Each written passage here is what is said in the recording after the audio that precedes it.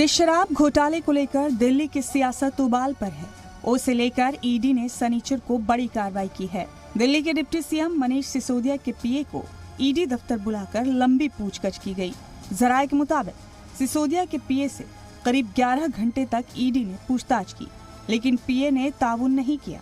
मनीष सिसोदिया ने ट्वीट करते हुए लिखा, इन्होंने झूठी एफआईआर कर मेरे घर रेड करवाई, बैंक लॉकर की तलाशी ली, मेरे गांव में जांच करी, लेकिन मेरे खिलाफ कहीं कुछ नहीं मिला। इन्होंने मेरे पीए के घर पर ईडी की रेड की, वहां भी कुछ नहीं मिला तो उसे गिरफ्तार कर ले गए हैं।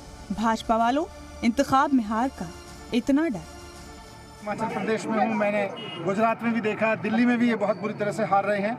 अब इनसे हार का जो डर है वो संभल नहीं रहा, तो बौखला के तरह तरह की उलझुल हरकतें कर रहे हैं। कभी किसी गैंगस्टर की शरण में चले जाते हैं, कहते हैं जी बचा लो, कभी सीबीआई और ईडी की शरण में कहते हैं जी बचा लो। आज मेरे पीए को उठा के ले गए, मेरे घर पे रेड हुई, कुछ नहीं मिला, कहीं कुछ नहीं मिला। अब भाजपा इतनी तरह से बौखला गई है और इनको केवल ये लग रहा है कि किसी तरह से चुनाव से पहले मनीष सिसोदिया को जेल में डाल लो।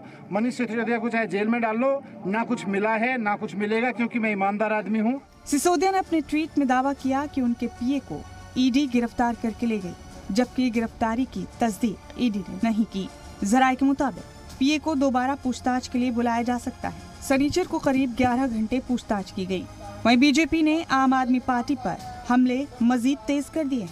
बीजेपी ने सिसोदिया पर गुमराह करने का इल्जाम लगाया।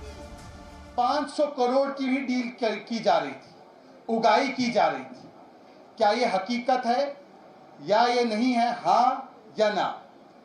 परंतु ये सारे सवालों के स्पष्टता से जवाब देने के बदले, इन सारे सवालों पर तथ्य सामने लाने के बदले फिर से एक बार वही रोना शुरू हो चुका है आम आदमी पार्टी। सीबीआई के एफआईआर में सिसोदिया अहम मुल्जिम है, तो वहीं ईडी ने मनी लॉन्ड्रिंग केस में उनके पीए से लंबी पूछताछ कर सिसोदिया पर शिकंजा मजीद कस दिया है। Bureau report, C media.